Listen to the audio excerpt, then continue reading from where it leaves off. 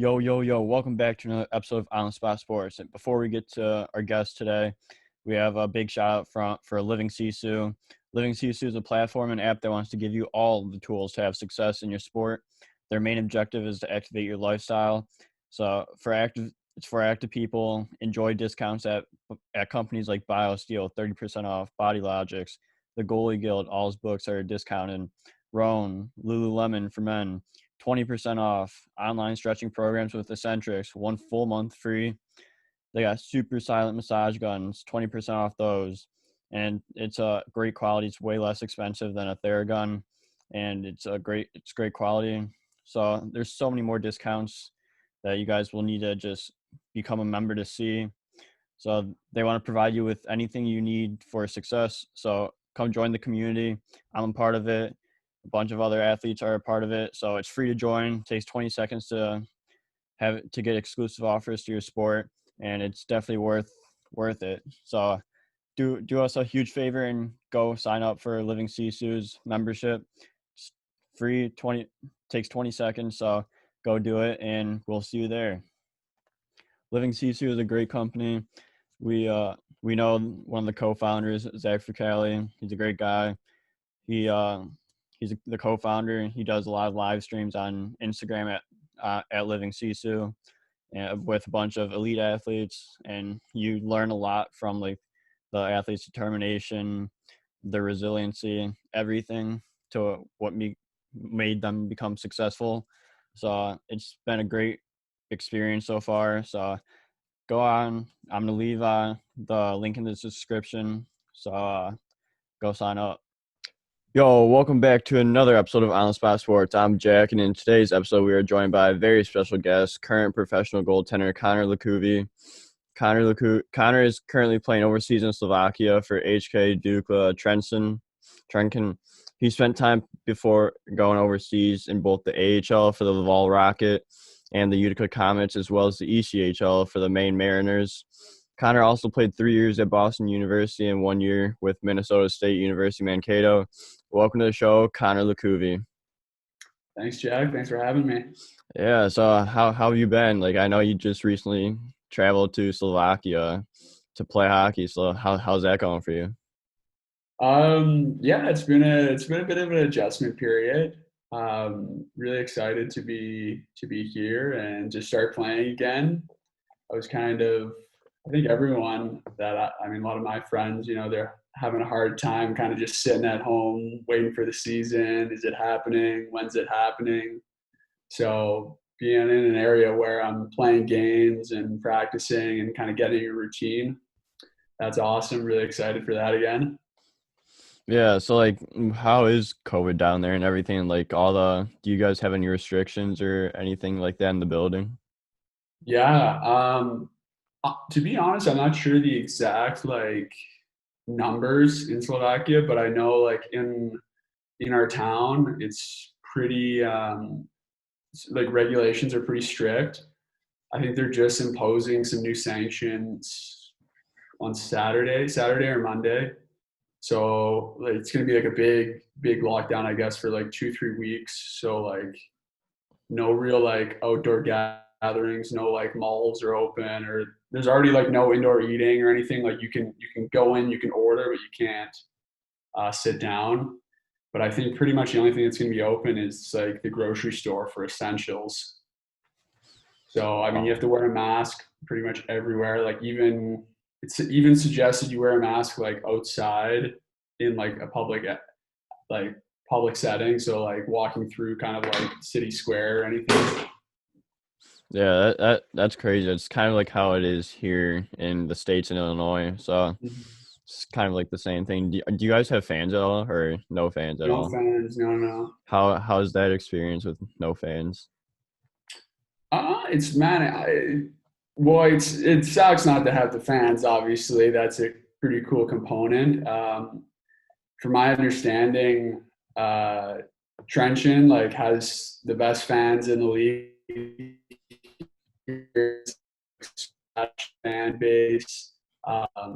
They get great crowds before COVID. They're singing, playing the drums. I guess it's just like a full-on kind of performance for 60 minutes. But but to be honest, man, like it hasn't really affected me at all. Like almost kind of forget there is a crowd. You know, you've been playing without one for so long, and then kind of just getting in the game. It's just kind of is what it is. Kind of tune in, right? Yeah, exactly. And but it obviously sucks without fans, but like you're still playing the game you love and you're still playing pro like in a time where like a lot of people don't know what the heck's going on, and especially in the States over here and like in some other leagues overseas. So it's good that you're getting a season in. Oh yeah, man. Oh Yeah, yeah. so how you've played in 2 games so far. So how has the adjustment been from the North American game to over in Slovakia?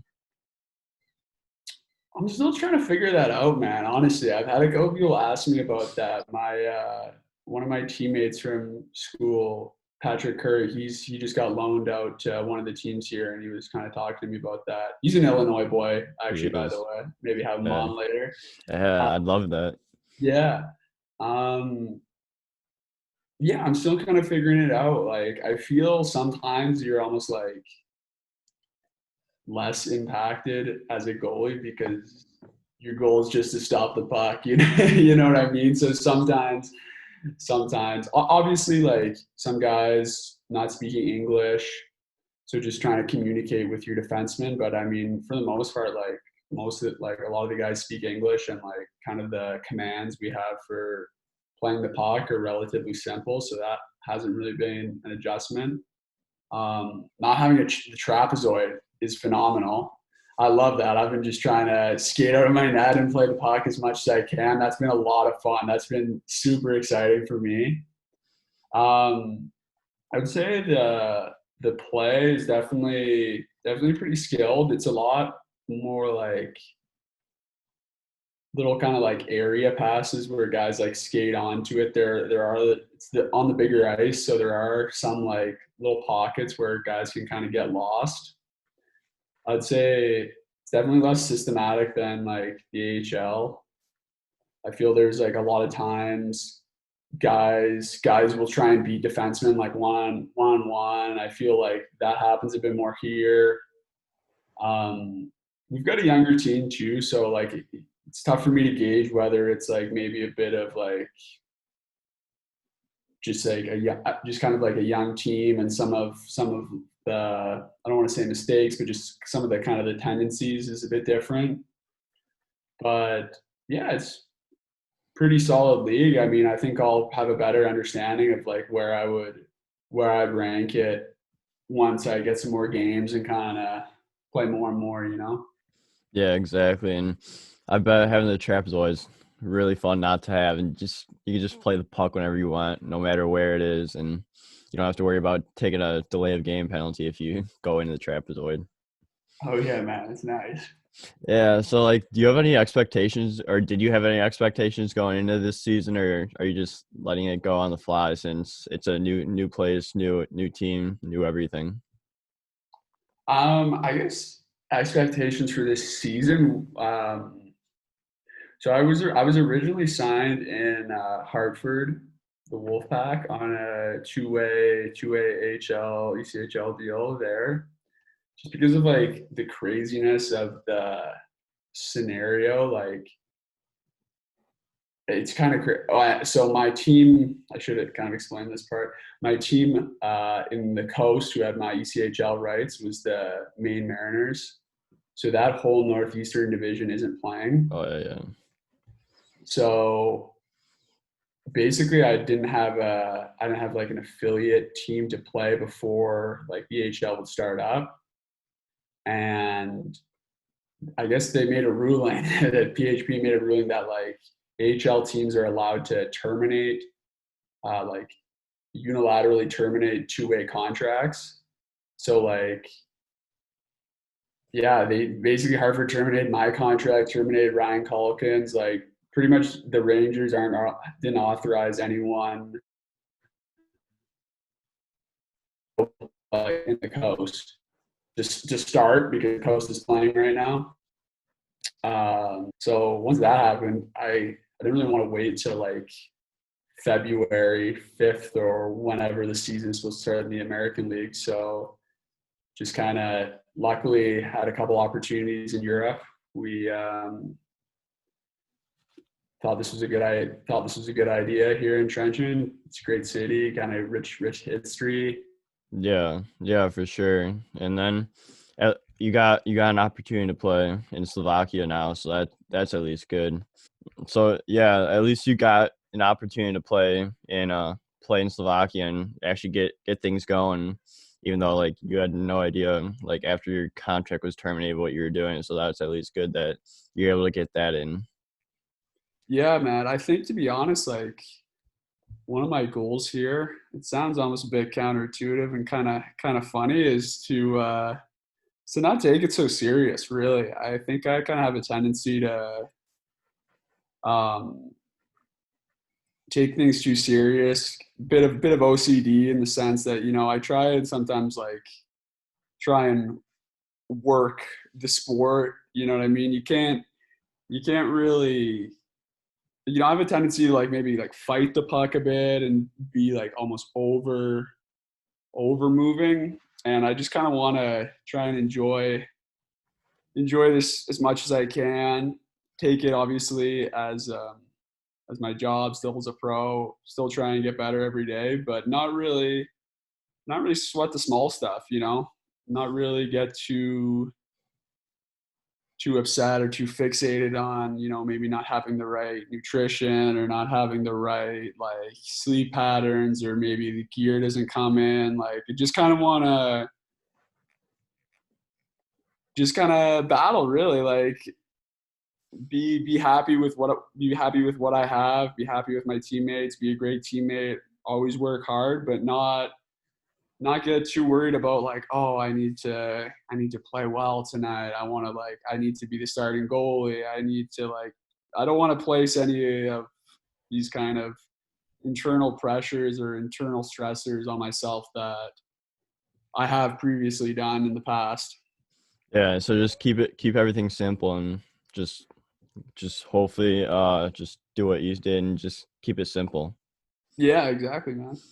Yeah, so I want to bring you back to sometimes in like your days in the past where you started out in AAA and AA hockey and like take can you take us through like those experiences like when you're playing AA and AAA for the Notre Dame Hounds and the Notre Dame Argos and like how it really helped you develop as a goaltender?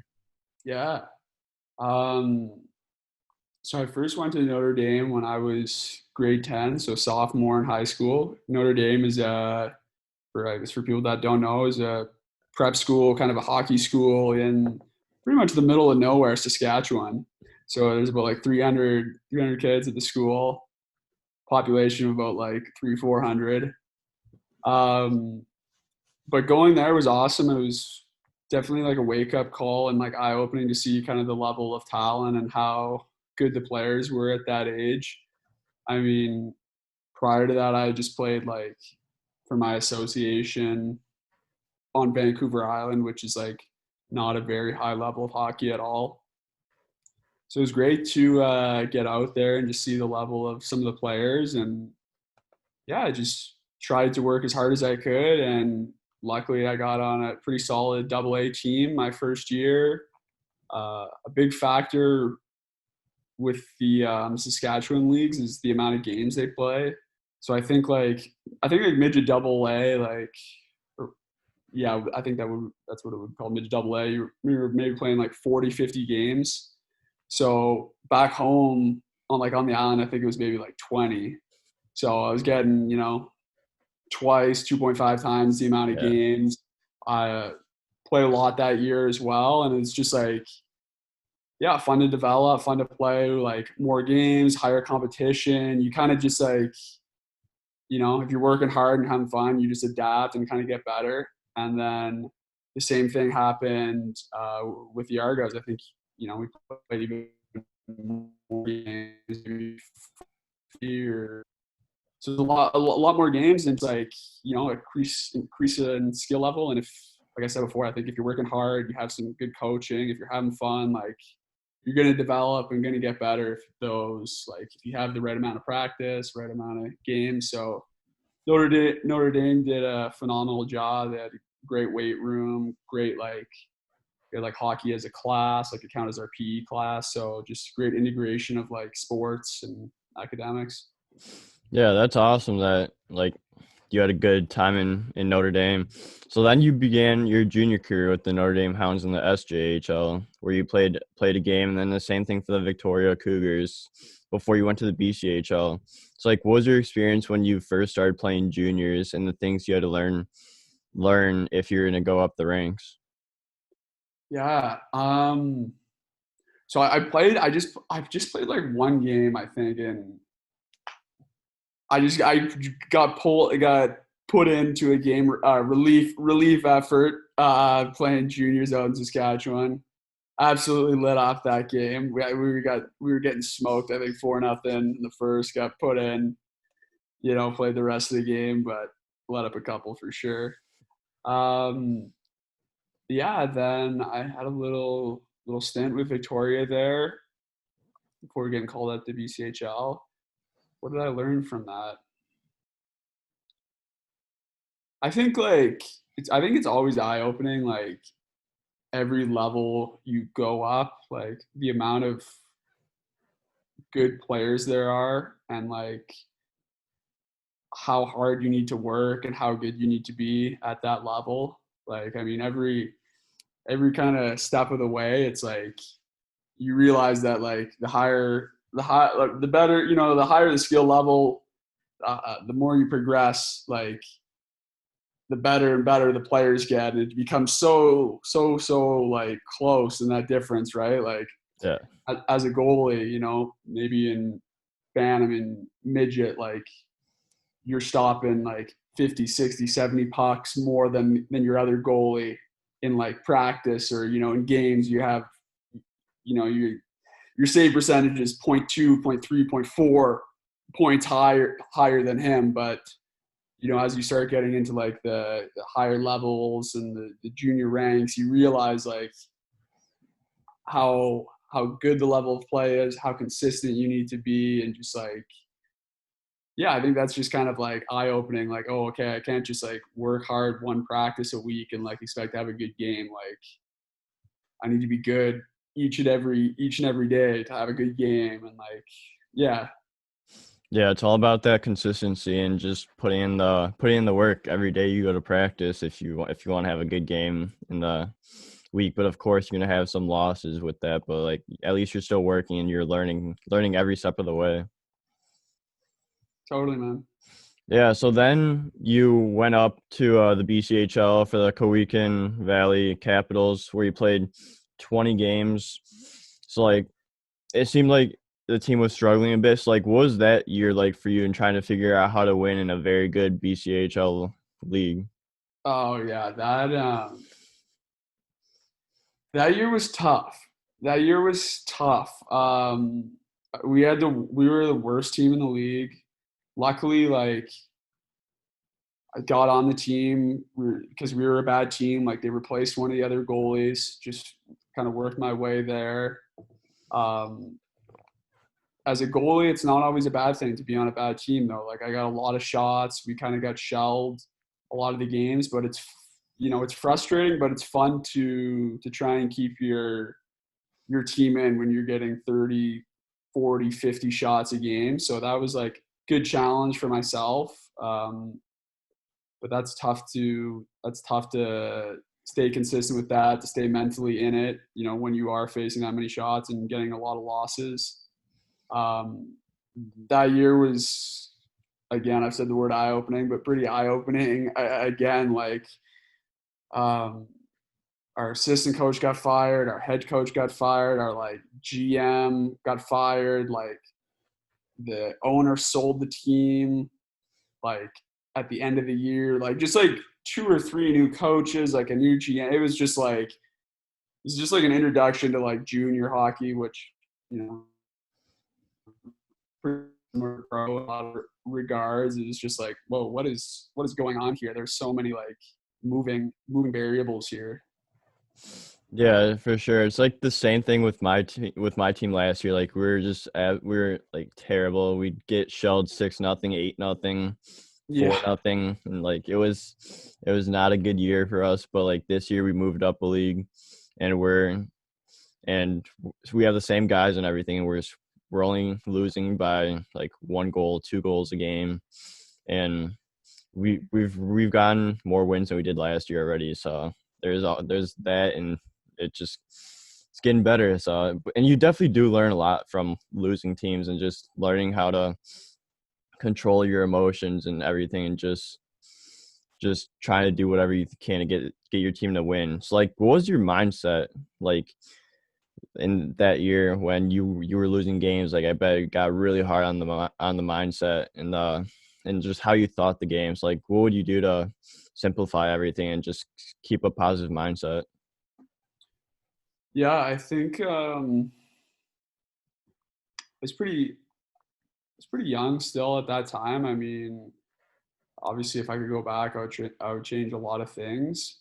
But like one of the best pieces of advice I've received as a goalie is just like trying to keep an even keel. You know, you're never too high, you're never too low.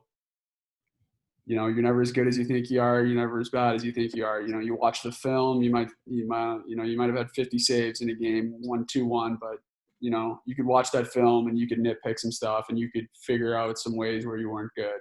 And you know, you get blown out 6-0, and you could be like, wow, okay, I made a good save here. Like, I can't be that hard on myself. So I think like learning to be a bit more even keel, to be a bit more like flatline in that regard.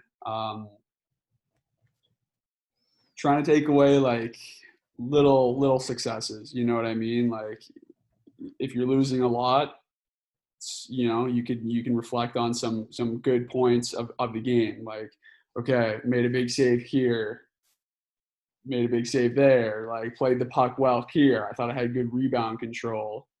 Um, but I had a fairly good goalie partner too.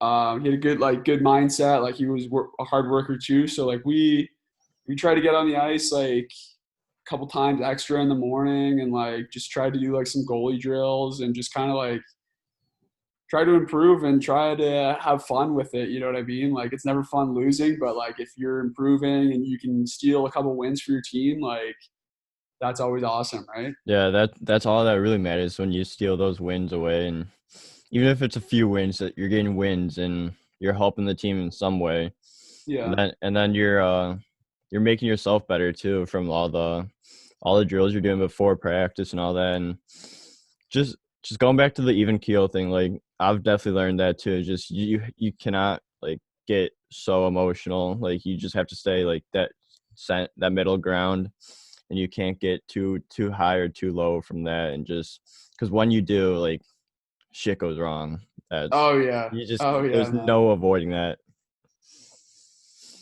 There's absolutely no avoiding that. So like, then the following season you played 4 games with the Merritt Centennials where you went 4-0, and then got traded to the Alberni Valley Bulldogs going 19-17. So this has been a lot better of a year for you and getting wins. So like, how much of an improvement was this for you, and how it boosted your confidence? Yeah, it was kind of a crazy year actually. So I was saying at the end of Cowichan, our we got a new owner. So with the new owner, new GM, he ended up trading me to Nanaimo, the Clippers, where I was there for like training camp and everything. After they traded me to Grand Prairie in the AJ, which is like I'm not sure if you know where that is, but that's Yeah. way up in Yeah. northern Alberta. And I was Hmm. like, oh man, I do not want to go there whatsoever. Like, is it possible that you could trade me back to the BCHL? And the GM there was like, no, no, we want you here. We traded for you. You're gonna be our goalie. So I was like, I was super upset, you know, because I looked at their roster and I think the goalie from last year, he had won AJHL goalie of the year. He was coming back to the team. It was kind of like, okay, what am I doing traded here?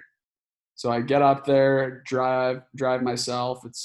day and a half drive, get up there, and like literally the head coach is like, "Hey, how's it going? Who are you?" I'm like, "Oh, I'm Connor LaCouvee. You get your new goalie. You guys just traded for me." He's like, "Oh, we traded for you. Oh, okay. Well, I'll talk to my GM." So the head coach didn't know anything. The next day, I come to the rink. The head coach and like the board of governors, because it was like a community-owned team, is there.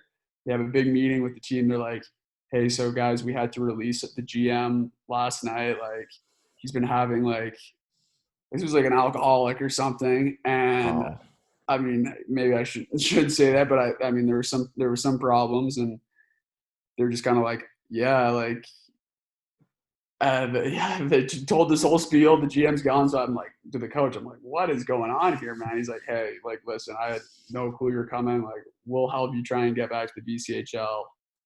Luckily, an opportunity opened up in Merritt where one of their goalies got hurt and needed a goalie for a bit.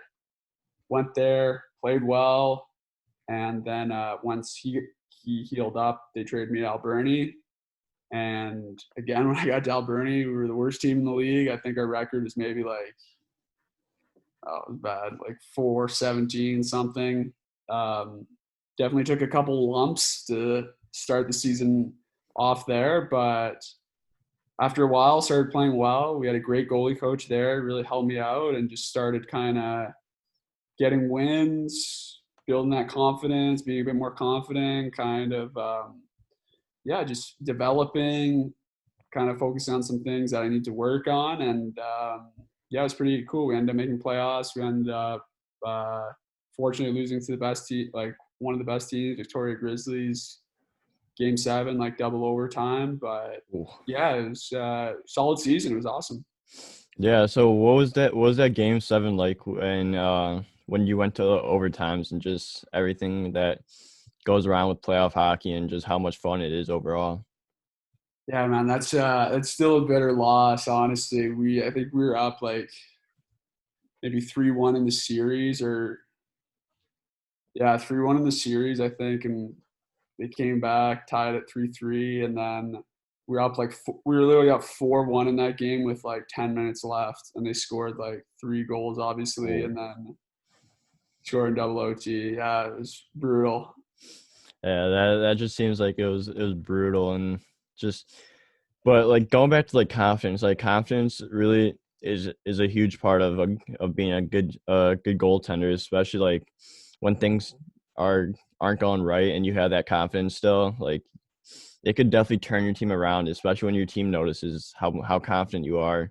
Mm. Not cockiness, but like confident, and you could ride confidence for a while and just it definitely helps your performance as well in that. Oh, for sure, man, for sure. Um, I had seen a Tom Brady quote a while back. I forget what the exact terminology he uses, but he's like in the huddle talking.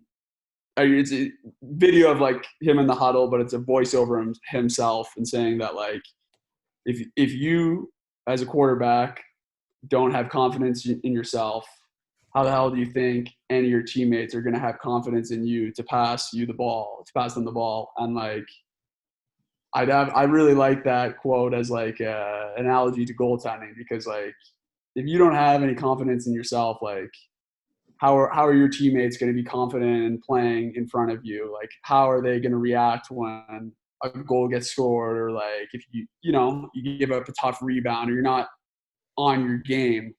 Like players can tell, you know what I mean? So I think you gotta really start with developing that confidence in yourself, and then it kind of shines to your team. Yeah, for sure. So like how like when you are self confident, like what are some things that you do to keep yourself so confident? Yeah, that's a good question, man. I think that was like a real big issue maybe for me when I was younger, like not maybe having confidence or not. I guess like it's tough for me to break down. I think like a big point of the confidence is like, for me at least, is like knowing where to be in the net, like knowing how much net, um, knowing how much depth I want to take. I think, the more confident I am, the more I want to play out of my crease in certain situations. I mean, I've definitely tried to like dial my game back as opposed to like just being all over the place. But I think like the depth is kind of correlated to my confidence, I would say. So, maybe when I was younger, I wouldn't be challenging as much. And even now, maybe getting beat off like the rush or getting beat off stuff like that. But a big thing that's helped me just kind of keep the kind of that even keel or keep that confidence is a lot of like meditation, is a lot of kind of like breathing exercises and just like really staying in the present moment. Because when I'm in the present, I'm not worried about like, oh, if I let in this goal, it's going to be bad. You know what I mean? Or, oh, what about this guy? What if he passes this? Or like, I'm scared to get scored on. Like, I'm scared to take that depth. So I think just like doing a lot of kind of meditation and breathing exercises helped me to be a lot more like centered and a lot more present. And when you're present, you don't really have those fears of you don't have those fears that you do with a lack of confidence. You're not thinking, you're just playing. It's intuitive. Yeah, exactly. It's like, what kind of meditation do you do, and for how long usually? Try and do 10 to 20 minutes every morning when I get up. Just honestly, man, like laying on my yoga mat, just close my eyes and just kind of listen to my breath in and inhale and exhale. Don't try and do anything. Just kind of just kind of keep attention on like my belly or my chest, and just like rising and falling, and just do that to a timer. Um, my goalie coach was big into box breathing as well. So like that's like inhaling for 5 seconds, holding for 5 seconds, exhaling for 5 seconds, and then holding for 5 seconds. So like I'll do that. I like to do that like in between periods. Just kind of like centers me. You're focused on your breath, and like when I do that, I just feel like you can really feel the thoughts slowing down. As I mentioned like earlier about like I'm kind of the guy that will like do too much and have like these kind of thoughts and kind of these worries in that sense. So like that just helps me kind of calm down, and I feel like I have confidence in myself after that. Like before, get into the game, there would be so many thoughts in my head, like, oh, I need to take my stick like this. I need to tie my skates like this. I need to tap this part. So many like superstitions and rituals, and like I think it would just mess with me a lot, really. And going back to that like OCD stuff, I just kind of realized like, okay, this stuff is just like hindering me. So Yeah. just kind of live in the moment and don't really worry about that stuff, and you're gonna be good. Yeah, exactly. And like last year for me, like it was the same thing. Like I'd be worried about like every little thing that I have to do, and like like it really wasn't worth it. So like this year, I just do whatever I feel like I should be doing. Like I'll have the same warm up routine and everything, but like other than that, I'm not really superstitious anymore.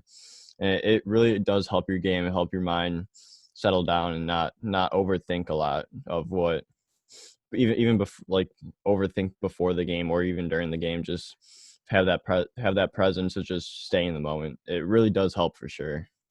100%, man. 100%. Like, yeah, overthinking kills everything for sure. And yeah, that's good. You've realized that. I think, yeah, for me, like for this season, trying to kind of dial back on a lot of these like OCD tendencies, dial back on a lot of these like, oh, I have to do this. It's like, no, like maybe I'm feeling something else today. Maybe I need to work a bit more on like, throwing the ball before the game. Maybe I need to get my eyes going a bit more. My legs feel good, but instead of just sticking to like a concrete plan of I have to do this, I have to do this, like.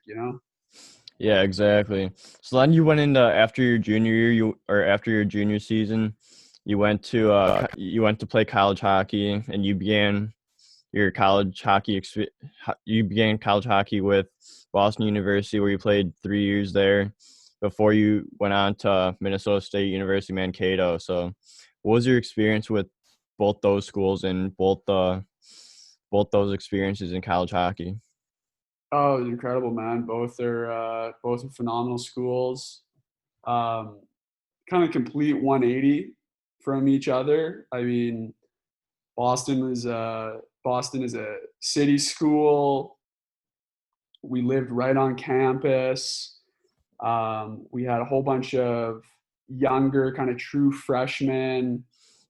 Um, yeah, lived on campus, like city school. More focused. I did my undergrad there, and then Mankato. You had kind of like more guys that played juniors. You had older guys. We lived like off campus, lived in like an apartment complex, like had a car, like had my car there, had to like drive into school. Um yeah, super different feelings, but both just phenomenal experiences, really. Yeah, that's awesome. That the experiences were great. You played 8 games your freshman year. It's like it's like you probably didn't play as much as you hoped, but like what would you do outside of like the game, like maybe at practice to keep yourself shit or keep yourself sharp for whenever your shot was to come? Yeah. Um Obviously college hockey is a lot different than playing juniors. Playing juniors, you're playing 3, 4 times a week. That was a big adjustment for me to play college and only play twice a week. And if you're a backup, you might not play for like a month or 3 weeks. So that was really tough. Just kind of even throughout like my whole college career, um, at least at BU, like I played quite a bit at Mankato, but just kind of developing like that consistency and that routine. Again, I wish I could go back and I would definitely do some things different. I definitely think like talking about that even keel, it would be so easy to, you haven't played for 2 weeks to, take a practice off. The first couple drills, you're kind of getting sniped, you're not feeling it. And it's like very easy just to be like, okay, well, like I'm done with this, and kind of sulk and kind of be upset. And I mean, I'm hard on myself, but I definitely did that more times than I should have. And I think that's like a big key to consistency and like how you want to stay sharp. I think just like being able to leave the ice each day feeling good about one aspect of your game. You know what I mean? I think a lot of times at BU, I mean, I was a freshman, so that there's other factors as well, like kind of getting adapted to it, having fun at school and whatnot too. But it definitely wasn't like my best year development wise. I think like just kind of my emotions and kind of effort were very, very like a roller coaster. You know what I mean? I wasn't like didn't have sustained effort throughout the entire year, and yeah, I think it showed kind of my sophomore year as well.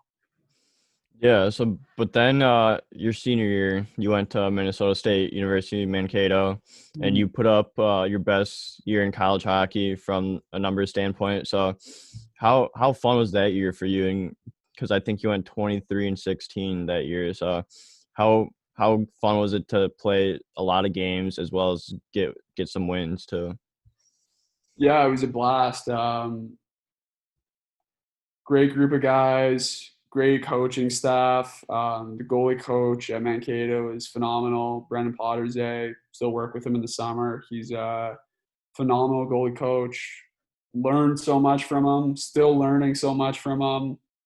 Yeah, it was just a blast. It was just kind of like, hey, hockey's fun again. You know what I mean? You kind of go from had a great time my freshman year, but kind of go from two tough years where you're not playing as much as you'd want to and whatnot, and then you start playing again, you start winning, you're having fun, you're a part of the team, like all those components really, yeah, really revitalized my love for the game. Yeah, for sure. So then after your senior year, you signed a pro deal in the ECHL. So like, how did that deal come up for the following season in for Maine? Um, how did just the coach honestly texted me. Riley Armstrong just texted me, "Hey, like I'm head coach of the Maine Mariners. Like, do you want to? What's your plans after college? Do you want to play? Like, we'd love to have you. We're a brand new expansion team."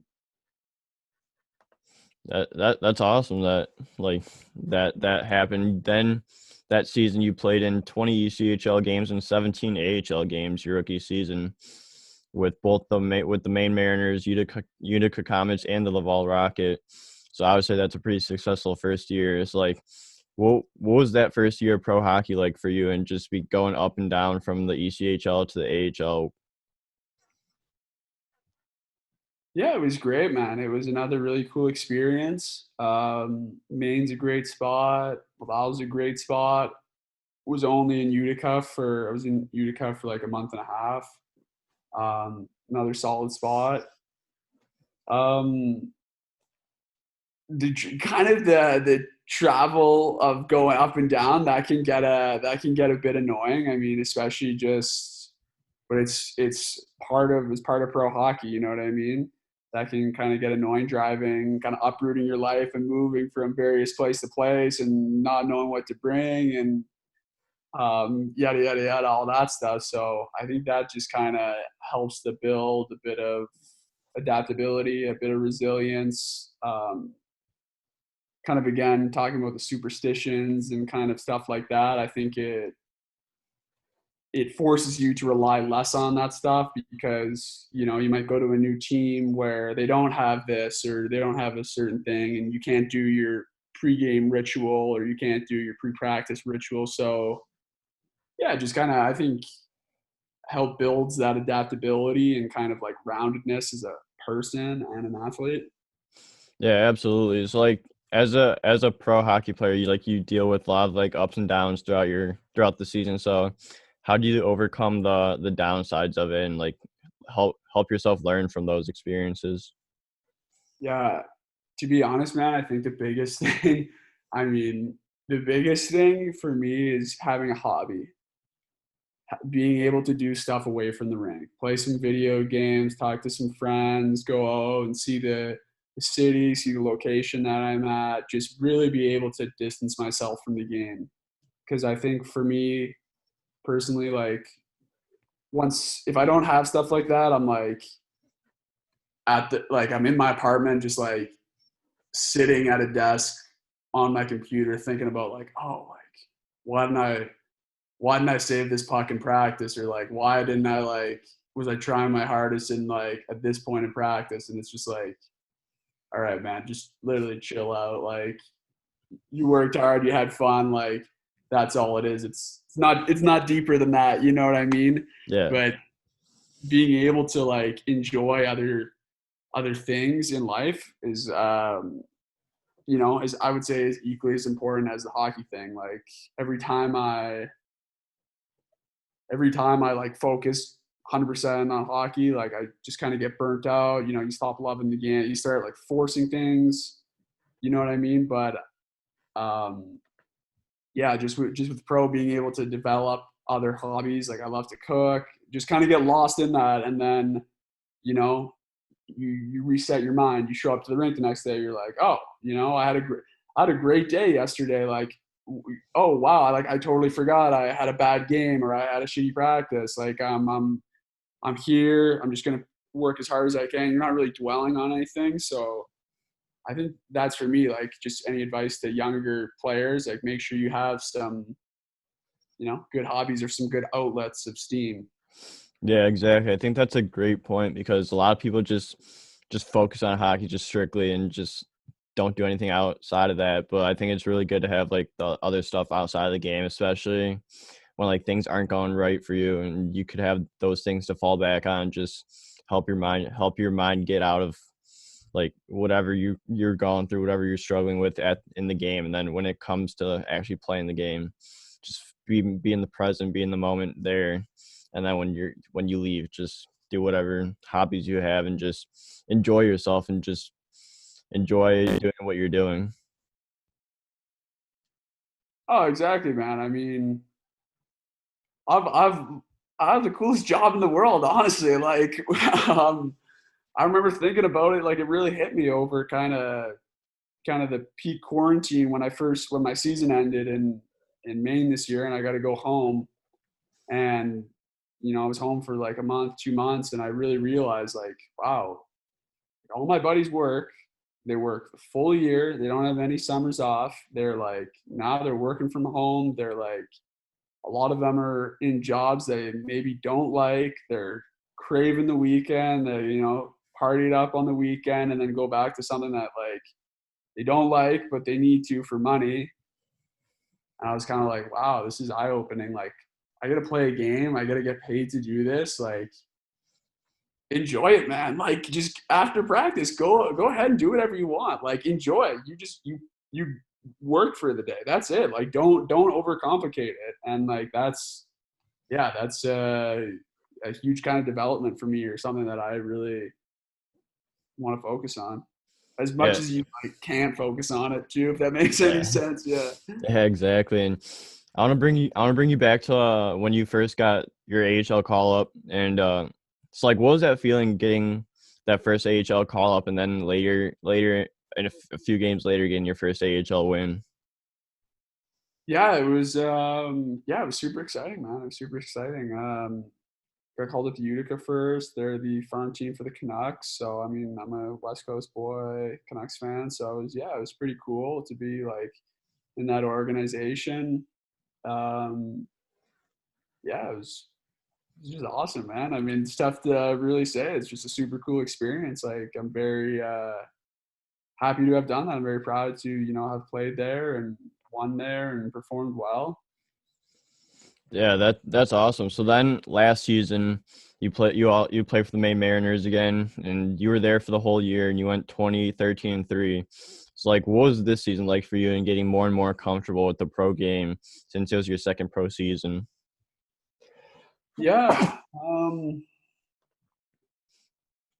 Yeah, it was another good season. I mean, it was unfortunate to not get called up to Laval again. I was still on a deal with Laval, just kind of the thing, like just how it works as a goalie, man. Like, a lot of times you can play as well as you want, or but you're not getting called up and until someone gets hurt, right? So that's just like another thing that I became more aware of, and I think playing another pro season, you learn some more things about yourself. I think like being more understanding of how my body works, when I need to, maybe take some time off, when I need to focus on some stuff, like what I need to focus on.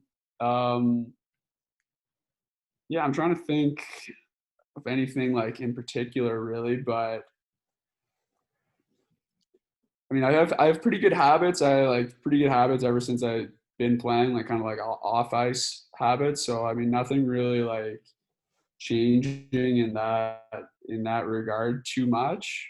I think just realizing how important it is to have those kind of outlets and those hobbies outside of the rink, and like, yeah, just going back to Maine was nice. Obviously, having guys I played with, excited to go back. You have more fun. It's a closer team, so that was definitely really cool and just exciting.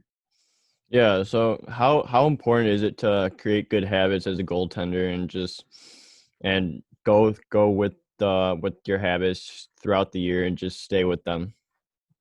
Oh, incredibly, man. I think that's what the position is. It's just like small collection of kind of habits, if you want to call them, or skills that you need to do consistently each day. Like, I mean, goaltending is not it is a simple position. You know what I mean? If you're getting your eyes on a puck, you're tracking well, and your feet are set, you're on angle, like, you give yourself such a good opportunity to stop that puck.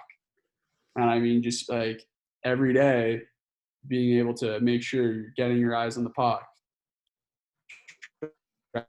fully into your body, out of your body, getting your feet set. Just if you can really if you can really build on those things, then I think, you know, you become a good goaltender. You look at all the best goalies in the world, they all have a system, right? Like you kind of know when the puck's at a certain point on the ice, like where you want to be. Are you in the RVH? Are you in an overlap? Do you T push on this player? Do you kind of like do a long shuffle?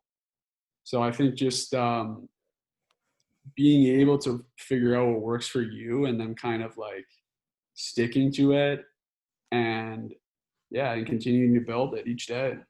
Yeah, so how did you build all your habits, and like did you just test some things out, like especially like in the position where you had like overlapping T push, like all that, or like how how did you come up with these good habits? I guess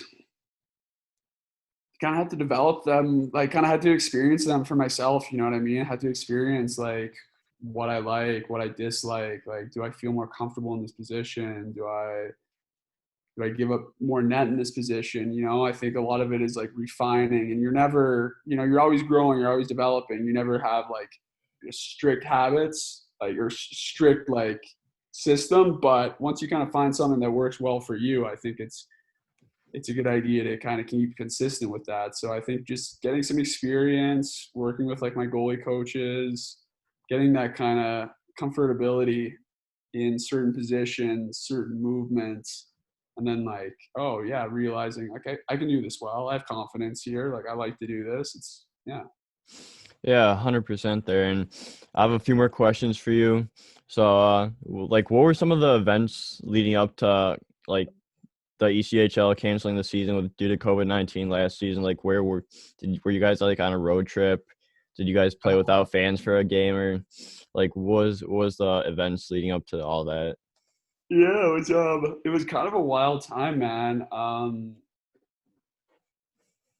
We kind of heard about this virus, COVID-19, what's going on, and then we had we had heard that we were at home. We had heard that like Worcester, we were playing Worcester Friday, that there was like someone had a case of it like in Worcester, just like a random person in the hospital there. We skated Thursday and then like show up to the rink Friday for like pregame skate, and they're just like, yeah, game's canceled. And then like they're like, yeah, okay, we're gonna regroup, figure it out. Like let's take the weekend, we'll probably take this weekend off and play next weekend or something. And then like as the weekend like went on, like it seemed to go from like 0 to 100. Like by the end of the weekend on Sunday, we got a call from like the head of the league and like our GM and like head coach is like, yeah, the season's done. So like it was crazy. It really went from like we're gonna play Friday to like season's over. It was yeah, it was just like a crazy turnaround. Like yeah, it was kind of nuts. Yeah, that's insane. Just how everything was fine one day, and then the whole world turned upside down the next day and the next few days, and now we still have all this going on. It's crazy. Yeah, it's nuts, man. Yeah. So my final question for you is, I've seen like your videos on Instagram and everything you post on your story, and it seems like you decided to film your skates and like analyze your game and like work on mobility and movements in the crease. Like, what were some of those were some of those things like newly implemented into your game this summer, and like how's it working out for you so far? Yeah, I think filming yourself as a goalie, like I think that's one of the most important things you can do to get some good footage. Like being able to conceptualize like the amount of net you give up and like understanding, you know, like the box control and your box in front. For me, that's like my biggest training tool or my biggest I think my biggest area where I can improve on. I think you watch goalies like someone that I got to watch a lot of during the playoffs, like Robin Leonard. Like, just watch that guy. Watch how like little he moves, how deep he is in the net, and like Ben Bishop. Like they know to like a millimeter how much net they're giving up and where they can get scored on. And I think like as a guy like me who can move around a lot and maybe not be as efficient, and like sometimes I'll create holes because I'm extending my arms, not really just playing like the position like kind of a, I don't want to say a robot, but a bit more like technically sound. Um, I think that the video really helps me for that. I wish like, yeah, I wish I could do more of it. Like even at practice right now, like I think it's just so important to be able to see like how much net you're giving up. I think a lot of goalies would be so surprised if they could see like if they could see themselves in the net, what they're actually doing compared to what they think they're doing. I mean, a lot of times it's completely different. Like, yeah, I think a lot of times, goalies end up moving away from the puck or they extend their arms and you kind of and able to get beat through the arms and stuff. And like all that stuff is so preventable. All that stuff you can like, sure, you have some habits, but the way I think about it is that like you don't need to become like a faster skater, like a player if they want to develop more. Like, sometimes they like they need to increase their stick handling speed and their stick handling like efficacy. As a goalie, like a lot of times you need to just like dial it down, move less, be more efficient. And so like I think with the video, it's just so integral to like every goaltender. Yeah, for sure. That's some great learning curve that you learned there, and you're just able to put it into your game, and it's definitely seems like it has improved your game so far. So, Connor, thank you so much for coming on the show. I really appreciate your time, and want to wish you luck the rest of the way of the season, and I look forward to following your career from now on. Awesome. Thanks so much, Jack. Appreciate you having me on. Yeah.